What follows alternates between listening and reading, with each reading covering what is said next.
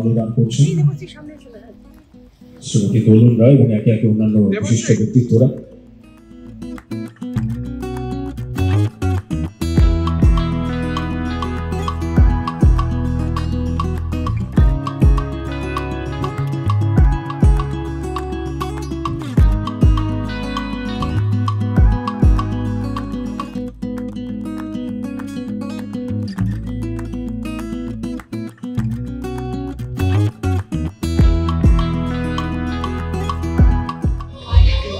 September মহানায়কের জন্মদিন আজ। মহানায়কের আজকে 93তম জন্মশতবার্ষিকী। আমি গর্বিত আমাকে এখানে আসতে বলার জন্য। মহানায়ক হয়েই থাকবেন সারা জীবন, কেউ তার জায়গা নিতেও পারবে না। সারা পশ্চিমবঙ্গের কাছে, সারা ভারতের কাছে, সারা বিশ্বের কাছে মহানায়ক যে জায়গায় রয়েছে, সেই দক্ষতা, সেই মানসিকতা, সে মানুষ আমরা কোনোদিন পাবো না, দেখতে পাইনি, এটাই দুঃখের। সারা জীবন এভাবেই ছবি দেখে যাব, এই গানগুলোই শুনে যাব সারা জীবন ধরে। সে অভিনয় প্রণম্য। সবাই ভালো থাকবেন। প্রত্যেক বছর এই 3রা সেপ্টেম্বর আর 24শে জুলাই একটা মন খারাপ করা দিন আসে। যত বছর বেঁচে থাকবো হয়তো সেই দিনটাই। ধন্যবাদ। আজকে 8 সেপ্টেম্বর আমাদের প্রিয় মহানায়ক উত্তম কুমারের জন্মদিন। এই চোখে তাকে সামনাসামনি দেখার সৌভাগ্য হয়নি। তো যেহেতু ইন্ডাস্ট্রিতে এসেছি, এখনো তিনি সবার মাথার উপরেই থাকেন। আজকের দিনটাতে 24শে জুলাই অলসো একটু তার নামে কোনো অনুষ্ঠানে যোগ দিতে পারলে নিজেকে ভালো লাগে, নিজের ভালো লাগে, ধন্য মনে হয়। নমস্কার, আমি শিশির।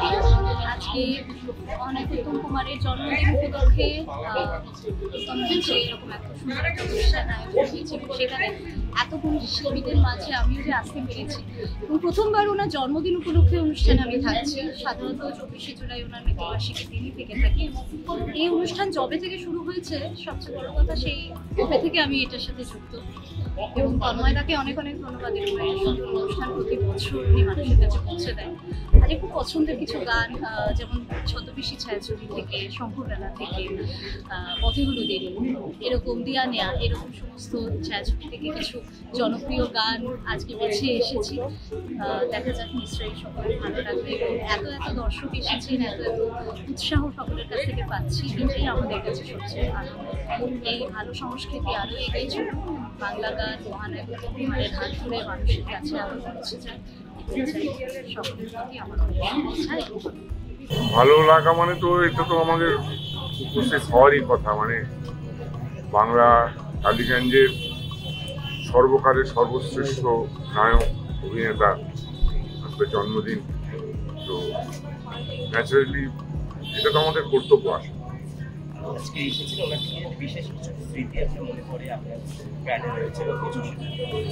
স্মৃতি মানে উনি যখন মারা গেছেন তখন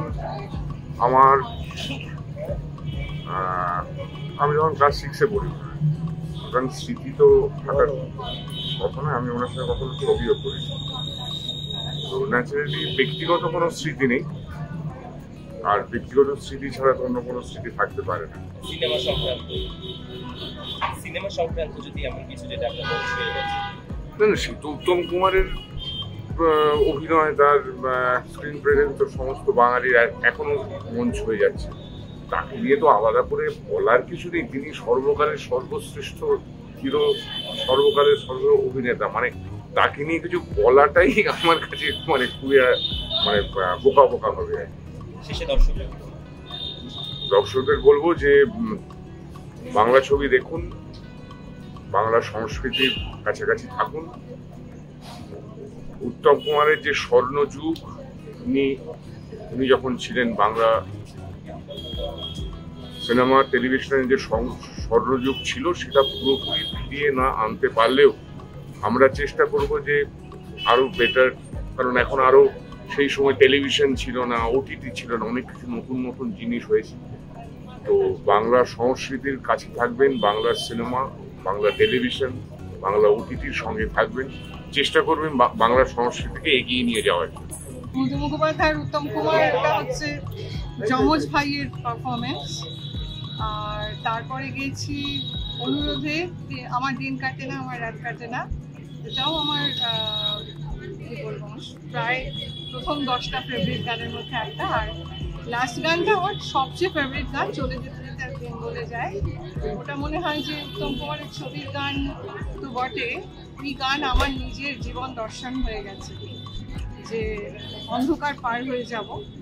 আর উত্তম কুমার আমাদের জেনারেশন, আমাদের আগের জেনারেশন, পরের জেনারেশন, তারও পরে ছোট ছোট বাচ্চারা যারা বড় হয়ে উঠেছে, আমার মনে হয় আমাদের যে অন্ধকারাচ্ছন্ন আমাদের ডিপ্রেশন হয় জীবনের পথে চলতে চলতে, আগে একরকম হতো এখন আরেক রকম হয়, উত্তম কুমার সেই ডিপ্রেশন থেকে দূর করেন।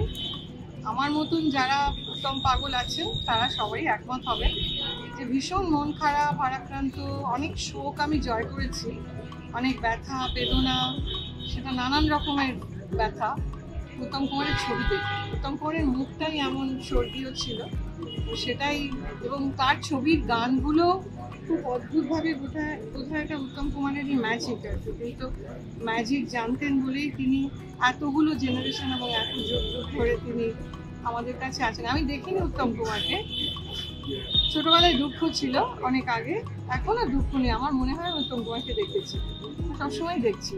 99তম জন্মদিনে তাকে আমার স্যালুট, আমার প্রণাম। আমার একটা দল আছে 26 বছরে, আমার খুব ইচ্ছা আছে এই 100 বছরের সেলিব্রেশনে আমরাও কিছু করি তাকে নিয়ে, অনেকেই করবেন। বেঁচে থাকলে আজ উত্তম কুমারের 100তম জন্মদিন, পরের বছর 100 পূর্ণ হবে। এমন একজন মানুষ যিনি না থেকে পুরোপুরি আছেন আমাদের। বাংলা ছবি যতদিন থাকবে উত্তম কুমার বেঁচে থাকবে, এবং উত্তম যুগ যদি বলা যায় সেই যুগেরও কিন্তু সীমাহীন একটা পরিসরের আচরণ। উনি নিজেকে প্রতিনিয়ত উন্নত করেছেন, শিখেছেন জীবনের শেষ দিন অবধি। জানি না উনি আরো যদি কিছুদিন বেঁচে থাকতেন আরো কত কি পেতাম, তবে এটা ঠিক উত্তম কুমার একটা কালচারাল ইভেন্ট, যেটা আমাদের মহানায়ক উত্তম কুমারের স্মৃতিতে তার জন্মদিনে তাকে শ্রদ্ধা জানিয়ে আমরা গাইতে পারছি। আমি ছিলাম এবং অনেক গুণী শিল্পী ছিলেন, তার জন্মদিনে এরকম একটা উপস্থাপনা করতে পেরে খুব ভালো লাগছে। আমি গিয়েছি, আমি সোলো গান গেয়েছি এবং তার সঙ্গে শিল্পীদের সঙ্গে একটা ডুয়েট গান গিয়েছি। খুবই একটা সুন্দর এক্সপিরিয়েন্স, এবং আমাদের মতন যারা নতুন প্রজন্মের শিল্পী তাদের এরকম গান খুব একটা গাওয়ার সুযোগ হয়ে ওঠে না। আমরা ভালোবাসি তো অবশ্যই গাইতে, তো এইখানে সুযোগটা পেয়ে আরো বেশি ভালো লাগছে এরকম একটা দিন। আমাদের মহানায়ক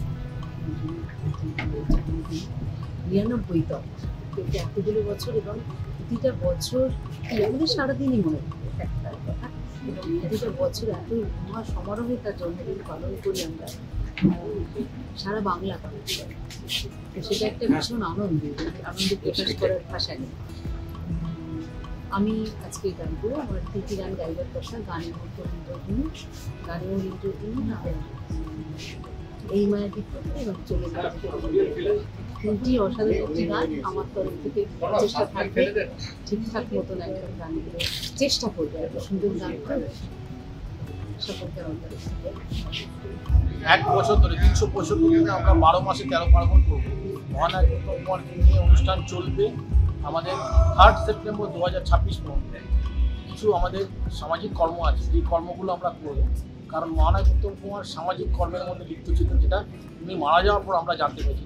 একটু আগে আমাকে কার্তিকদা বলছিলেন মঞ্চে, সত্যি কথা যে এই অনুষ্ঠানটা যে আমরা করছি, এই অনুষ্ঠানটার প্রথম উদ্দেশ্য হচ্ছে সামাজিক কর্ম। সামাজিক কর্ম থাকছে মানুষের পাশে দাঁড়ানো, মানুষের তাকে হেল্প করা, কোনো মানুষের অসুবিধায় পড়লে বিপদে তার পাশে এসে দাঁড়ানো, এগুলো সবচেয়ে বড় দরকার। যেমন উত্তম কুমার করতে, যে ওনার বাঁ হাত জানতো না ডান হাত কী করছে, উনি মারা যাওয়ার পরেই অনেকে তারপর এটা বলেছেন যে দাদা এইভাবে আমাদের হেল্প করেছে, যেমন ওনার টেকনিশিয়ান বলে। সেই জন্য আমরা কিছু টেকনিশিয়ানকে আমরা হেল্প করছি।